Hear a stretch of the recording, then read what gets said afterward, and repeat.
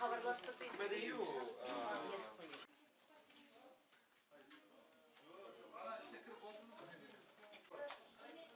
да жоқ. Яғни біздің атажұрт ерік. Дадүйдің бастықтарыменен бірлескен екен. Дадүйдің бастықтары біз мәжбүр түрде қолға зауытқа кірді. Онан кейін зауыт бастығымен келісімге отырмаған екен.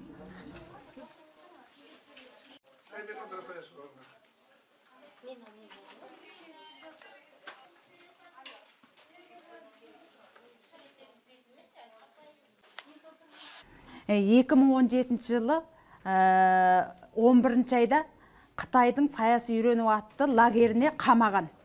Содан 2018 жылы 11 айдың аяғында түрмеден шығарып, қайтадан 6 ай зауатта істейді депті. Әзір өзі әлінгіден хабарласа алмайды. Мына екі балама кім қарап жатқан, оны хабарсызбын. Шеттей қандасына тура отыруға мәжбүрленген Гүлзира Әуелқан қызы